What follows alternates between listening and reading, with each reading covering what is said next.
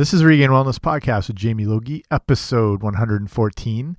Is your fridge making you sick? Here we go. Pivot. Pivot. Pivot. Pivot. Pivot. Pivot. Shut up. Shut up. Shut up.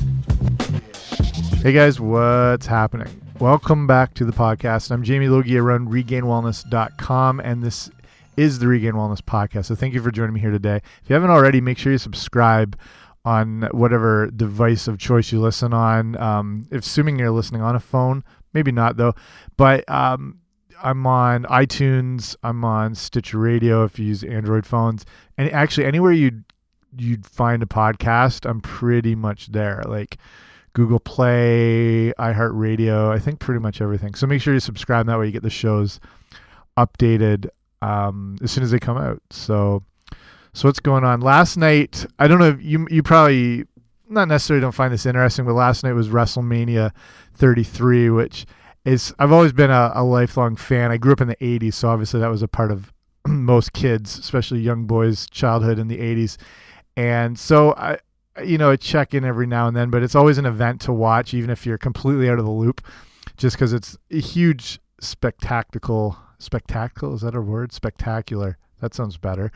And just worth checking out. I totally understand if you're not a fan, but I've had some friends that have done it as well, and got relatively far. And one friend he showed up on Monday Night Raw in a backstage segment, which is pretty cool. And we saw him wrestle Hacksaw Jim Duggan one night, which is amazing too. It was a total throwback night. But seeing this live is honestly incredible. Like seeing how athletic and strong these guys are, you really don't understand till you see it in person. And it's just, any of them are amazing shows. I've been to all sorts of stuff, like pay-per-views and Monday Night Raws and SmackDowns and stuff. And I've seen a lot of cool sporting events. I've seen probably all the main professional sports. I've seen Wayne Gretzky live. I've been to Fenway Park. I've been to Old Yankee Stadium. I've been to Old Tiger Stadium. I've been to Wimbledon. I've seen Pete Sampras. I've seen Agassi in his prime, but nothing tops being at WrestleMania 18 when it was in Toronto at the Skydome, when it was Hulk Hogan versus The Rock. Just for like sheer, I don't know. It was, you always hear people talk about feeling a building shake, but it's 70,000 people during this match, and the place just went unglued with how, I don't know, into the whole thing, and how, I don't know, it was like a throwback nostalgia night, just seeing this in person and just the response of the crowd, and to actually feel a place shaking. I mean, it's the only way to describe it. It was honestly pretty incredible. So the show last night was really cool to see. And I think back to, some of those big WrestleMania moments. Watch how I tie this all together. And one of my favorites was was WrestleMania 2, when it was just starting to get old enough to appreciate it. And the only way you could see it back then was to watch on what was called closed circuit TV. And if you're under 40, you probably have no idea what the hell I'm talking about, but this was before pay-per-view or on demand or whatever. It's basically you buy a ticket to not go into a movie theater, but to watch a closed circuit broadcast in an arena, and pay a lot for it. So that was the only way to see it. I mean, that's how old closed circuit was. I mean, I think after the discovery of fire and then the wheel, I think closed circuit was discovered, then agriculture, and it kind of went in that order. So back then, if you didn't see these things, you had to wait till they came out on video. So I remember having to wait to watch WrestleMania 2 like 3 or 4 months after the fact. But it was easier to avoid spoilers, and things were new. And like when something would come out on video, that was basically like seeing it for the first time. It was like, even though it had happened long in the past, it wasn't an internet or anything to ruin the surprise. So WrestleMania 2 was the big one where they split it in 3 different locations. They were in Long Island, Chicago, and Los Angeles. And the big thing in Chicago was they had the Battle Royal with all these NFL players and a bunch of the Chicago Bears. And one of the highlights was Big John Studd, who I got an autograph from years later, so it all ties together, and him being pulled out of the ring by William the Refrigerator Perry. And if you remember the old Bears, he was one of the best, like one of the original big, fast guys who was like 300 plus pounds but could move like a running back. And they called him the Fridge because he was the shape of the fridge. So see how that ties together, all nice and neat, because we're talking about fridges today. And an actually interesting topic, and you, unless you're aware of this already, I mean, this is stuff I never was totally aware of myself, but that a fridge is actually, it's not just a cold box, it's like a functioning unit that has to be, it actually works in a very specific way. And if you're not on top of things, you could actually be causing yourself some problems, and not serious health risks, but potentially stuff that could be damaging your health. But I'll get into the whole deal here and cover all things fridges. Okay, here we go. Okay, it's like I said, the fridge is something, it's one of those appliances we kind of just take for granted because they're always just been there and they're pretty straightforward and we're just accustomed to everything like that. But it's relatively, I mean, to us it's normal, but it's somewhat of a relatively recent invention to actually have a fridge in your house. I mean, we're not going back that far, 60-ish years, maybe, give or take. And before, people had ice boxes. If you ever watched The Honeymooners, you remember in the Cramden's apartment, they would only have an ice box. I mean, a refrigerator was at one point a luxury item, and it's just become one of those commonplace things. But just looking back at the actual idea of refrigeration goes back quite a bit, actually, to the mid 1750s, and just kind of a simple form of it. In 1834, that's when they started making really crude refrigeration units. They started to be developed, and they were the first ones for home use. It's a while ago, but at the same time, in around 1913, that's when the first ones would be used, but obviously like super, super exclusive, like not for the common folk, as it were. And then the first kind of mainstream-ish, regular appliance-based ones were in the 30s when Frigidaire, they started introducing more self-contained units that were smaller. And it was the introduction of Freon, which allowed it to be more, expanded into the market more and create more of a larger quantity of these things, and then, be able to lower down the price and make it more accessible. So one of the big reasons we kind of got into packaged and manufactured foods, obviously, like it's an advent of technology and kind of advancements in, learning how to combine different things to create, when we've invented bad food additives and food preservatives that could keep food going longer. But the idea of, say, frozen meals, which is nothing new to us now, but when those first came out, that was a huge change into what was, sort of like the everyday routine, that you didn't have to prepare fresh food. You didn't have to make all these like grocery trips. And this goes hand in hand with fridges that had combination units that included freezers.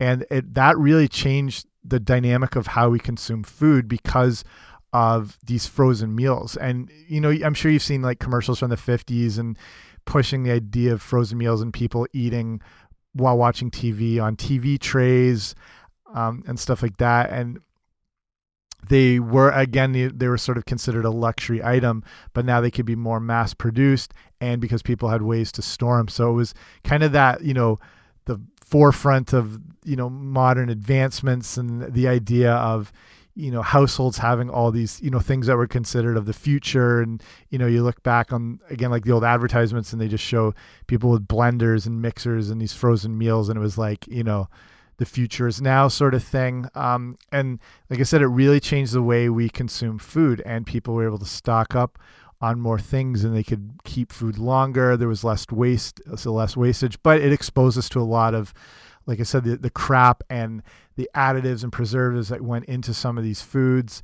And, out of the matter of convenience, might have been the beginning of the downgrade of our health as we, not all people, but started to move away from, fresh whole foods and into more easy and more into convenience. And once people get a taste for that sort of thing, as much as the convenience factor, I mean, that really changed a lot of kind of attitudes and outlooks on health. So looking at, if you might not even be sure how your fridge actually works, so I'll try and break it down here as Bill Nye, the science guy, as I can here. So your fridge has a compressor on the back, and it constricts what they call like a refrigerant vapor, and it raises its pressure and it pushes it into the coils, on the outside of the fridge. The coils, they get caught on anything, or if you're trying to move it, they get, caught on the door and ripped off.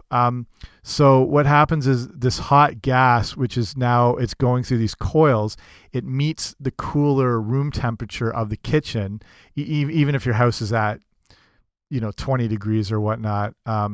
Sorry, that's Celsius if you're listening in Canada, or anywhere else where that's used. So say around 70 degrees Fahrenheit, give or take. So basically that's a cool temperature compared to the heat of this refrigerant vapor, which is being pushed through the coil. So as it's going through, it hits that room temperature, and that turns that vapor into a liquid. So the liquid now cools down as it flows through those coils in the freezer and the fridge. So this liquid refrigerant is what takes away heat away from the fridge by absorbing it, and it leaves the fridge cool. So naturally there's heat in the fridge, but as this liquid is going through all these coils, it's kind of sucking the heat out and keeping the inside, because it's insulated, it keeps it cooler. Or in the case of the freezer part, it keeps it super cold and at frozen basically. So the refrigerant now turns back into a gas where it heads back to that compressor, and the whole cycle starts again as it moves kind of throughout its track, almost, as it were. So it's constantly taking away heat, warming up, then meeting the coolness, changing back to liquid, back to gas, and that whole process is what keeps your fridge cold, essentially. So like I said, your fridge is not just this box of cold. It's actually in conjunction with this whole the coils and the compressor and the whole thing. It's actually designed to distribute coldness throughout itself in a certain pattern. It's not just sitting there as one static coolness throughout it. It circulates through. Picture like a figure of 8, when you look at air pressure systems on weather maps and stuff, and it's kind of doing that flow thing. That's kind of what's happening with your fridge. Picture that circle of 8 of that air circulation, which is moving throughout the whole fridge. So that's designed to give the fridge some very specific areas of coldness, which are meant for certain foods, and then some, I don't want to say warmer, but not as cool places, which are meant for other types of food. So the coldest parts of a fridge, and this is the way it's designed, are at the back and up high. So this is the place you want to keep milk and dairy and things that benefit from colder temperatures. Not necessarily eggs. This is weird. I grew up in England, but if you live in Europe, eggs are just sold on shelves, like next to cereal. They don't have to be refrigerated as much, as opposed to here where we keep them cooler and we naturally keep them inside. I think there's the idea that there's a different sort of membrane in the, I could be way off, but like a different membrane in the eggs that are in Europe that don't require refrigeration. Or it might be I've also heard that it's just something we've always assumed that has to be kept cold.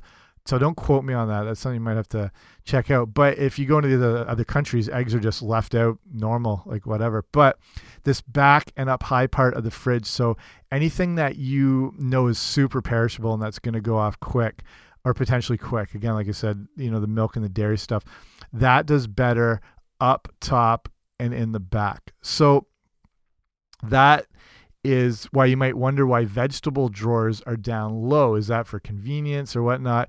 Not necessarily. It's because the bottom of the fridge is the warmer or less cool area. And fresh produce like fruit and veg, it needs to be kept cold, but not super cold. So that's why the fridge is designed that way. So your bottom lower parts are for that sort of thing. Like, when you go into a grocery store, if you're buying, the dairy and the whatnot, it's in those big freezing units. Like, so, you either might have to open a door to get into them. Some might be exposed, like an open front, but it's still a very cold unit. Whereas, fruit and veg, same thing. They're just kept out in the open, and they might just spray a little misting every now and then, which is, more to give it that better appearance of looking fresh as opposed to actually doing a lot for it. So with the case of your fridge, down low and in those drawers for the crispers, because it's going to keep them, relatively cold, and it's kind of sealed off from that overall coldness of the entire fridge. So this circulation thing and this coldness movement throughout your fridge is why you want to be careful of actually overfilling your fridge. I know that's a nice problem. That's like a first world problem. Like, there's no room in my fridge. But when your fridge is absolutely packed to the gills, it's actually not ideal and conducive for that design and that distribution of the cold air throughout it. So a fridge that is too packed doesn't allow for its cold air to circulate properly, and that actually can lead to an increase in what they call warm spots. And if you're noticing in your fridge that some foods are spoiling before their best buy date, it might be because it's in one of those warm spots. So if your fridge is just packed too much, that could be one of the main reasons why. With the fridge, you want to keep food spread out evenly in it. Try to have it balanced throughout. Same thing with the vegetable drawers. I know it's not a luxury to be able to shop every couple of days, and people do big shops all at once, and your vegetable drawers may be like absolutely packed through. But that's why the stuff can be spoiling really quickly, is because it's building up those warm spots, because the air's kind of trapped and it can't move. And then, the moldiest foods on the bottom can contaminate all the other stuff throughout the drawer. So same thing, throughout the rest of your fridge. So if that's been happening, you might have to, do a fridge inventory, go through and toss out all the stuff that's either bad or you don't need. And then maybe rearrange your stuff so it's more evenly distributed throughout the entire thing, so it's not too packed. Then, as we're talking about other potential problems, is, if it's overly full, you got all those warm spots. And then if you spend a lot of time with your fridge door open, it actually acts in the same way. You want to, first off, avoid keeping things on the door that can spoil quickly. Again, dairy, milk would be the big ones. And that's a lot of the places, or that's, sometimes the main place people keep those things is on the door, because it's quick access. But the door, because it's constantly open and closed, it's always exposed to the warm air of the kitchen or whatever room it's in, assuming it's always in your kitchen. And our kitchens tend to be the hottest room in the house because of, they're the most, the most activity happens in there.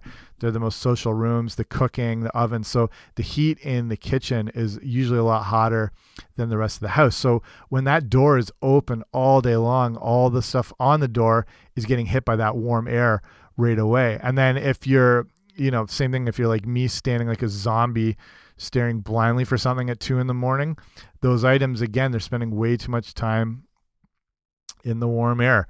The door, and you've probably been yelled at by your mom for keeping it open too long, letting all the cold out, but the door should be open and closed pretty quick, not only to save energy, but it helps preserve your food longer.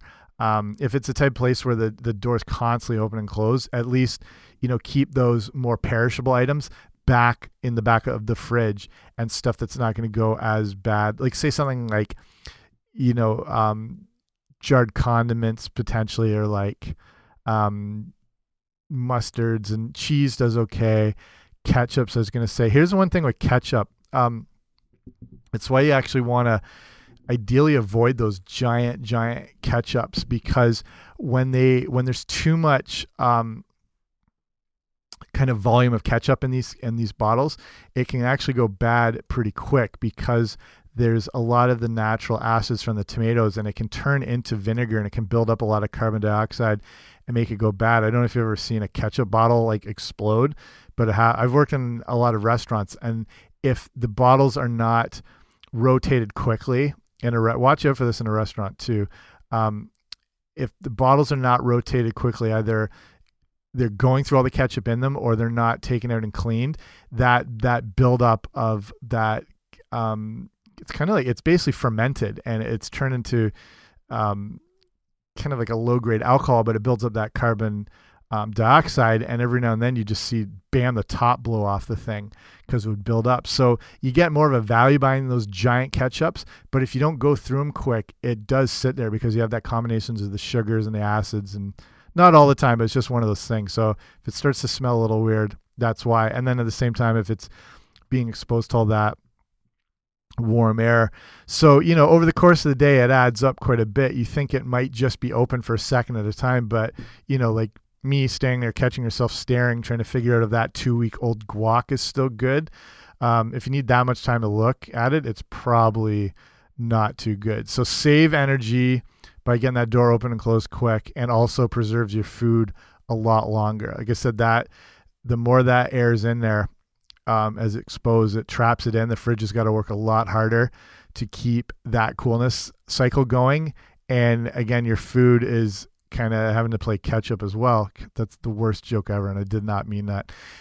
It has to constantly be exposed to cold, warm, and that's why food goes bad pretty quick. So as we're talking about that air circulation thing, and I was talking about like the warm spots, and getting rid of spoiled food because it rots the other food, you want to get, for another reason as well, you want to get rid of spoiled and rotting food basically as soon as you see it because of that cold air distribution. So what happens is something that's rotten in one part of the fridge is essentially helping to rot something in all parts of the fridge. So that mold from the one food starts circulating throughout the entire fridge, and all the different things can be potentially exposed to it that are either open or not sealed properly, or if you just have, open fruit or vegetables or whatever. So, if it's down low, like I said, clean out your vegetable crispers as often as you can. There's always crap in there, I guarantee it, just from old leaves that have fallen off that have gone bad, or you haven't noticed this bag of broccoli has turned into some sort of sludge-like compound. That all that mold and all that crap is going throughout your fridge. So if, this isn't always related, but if you're finding yourself sick or sometimes experiencing, minor flu-like symptoms, it can be from mold exposure, depending on how bad the stuff in your fridge is. So it's why you need to regularly check the state of your produce. Check out anything the second you see it going moldy, because you're essentially eating it in the other foods in the fridge. So yeah, that old, same thing, with spilled, if you have a fridge that has like flat, trays on it, or, not those wire grate type trays, but if you have old spills in it, same thing too. That stuff, if it's milk or whatever, it can rot pretty quickly. And then again, that whatever it's rotted into is spreading throughout the fridge. It's like I said, it's just good to give your fridge a once over every now and then, and get rid of that possible circulation of the mold. So that's why, putting the baking soda is always good, but it's not going to necessarily do a lot if you've got this big crap load of mold sitting in the bottom of the drawer that you haven't noticed and it's been there for a week. So, cleaning it out with kind of a oil vinegar solution does really well too. It keeps it a little fresher, a little more natural. So yeah, do your fridge checkup every now and then. So for a few good storage tips, I'm going to do a show that's all about food storage, and there's a ton of things you can do to get more life out of your food and just to not waste it, because we on average are throwing out around 20 pounds of food per month. And think about it, like how often you buy. That's the problem with fresh produce. As much as you want to eat as healthy as possible and eat these real whole foods, they can go bad really quick. And you could plan to eat this whole bag of spinach, but you don't get to it. or you got to half of it, and then the rest gets all slimy and gross, and you chuck it. So, like I said, the average household, 20 pounds a month. And you can probably picture that, the amount that you've thrown out over the course of a year. That's roughly around $2,000 in food we're wasting. So I'm going to do this whole show on all this stuff. I actually have a book out about it called it's not just about the food storage, but that's a big part of it. It's called the Strategic Grocery Shopping Guide. It's on Amazon. So I'll link that up if you're interested. You can go to Amazon, just look up the Strategic Grocery Shopping Guide. But if you go to the show notes today, which is regainwellness.com/114, I'll link up all this stuff I've just been talking about. So I'll link up that book, and just if you're, it's only like a couple bucks. I think they have it down to now on Amazon, but it talks about the best places to get food, the like strategic grocery shopping ways, like tons of tips. And then there's a bunch on food storage, just so you're not wasting your money and you're keeping your food as healthy as possible. So one of the tips I'll just give you, the main thing, like I said, the food that goes bad the quickest is that produce in the vegetable drawers. If you keep it, you probably keep it in a plastic shopping bag, maybe. I don't know. That's how I do it. But that can be the best way to store it. But what you want to do is whatever's, say, in that grocery bag, whether, say, it's a bunch of broccoli or spinach or whatever, when you put it back in, don't just drop it in. Tie up the bag, like squeeze all the air possible out of it and kind of wrap and roll the bag up into itself. So that greatly extends the life of your produce, because that exposure to oxygen is what leads to the quick breakdown. But when you can get as much of that oxygen out, rolled up tight, it really, really extends the life of all your produce. So like I said, on the next show or in the next few shows, I'll have this one all on grocery storing tips, things you can do, all sorts of little money saving and food extending tips. So to keep you, not wasting your money, and then second, keeping you as healthy as possible, so you're not, potentially exposed to this, broken down and potentially mold contaminating and spreading foods throughout the whole thing. So there's, lots of little ones. So that's, like I said, if you subscribe, make sure you subscribe. So when shows like that come out, if those things interest you, boom, they're automatically sent to you. So I'll cut it off here. Thank you for listening. If you have any questions on any of these sort of things, or if you want to talk WrestleMania or the state of the WWE right now, or Wimbledon and Pete Sampras, whatever, just email me, info@regainwellness.com. I check all the emails. So, feel free to stop by and say hi. I appreciate you listening. I know there's a ton of podcasts out there, so just the fact you're listening to this one right now means a lot. So thanks for spending the time here, and I will talk to you soon.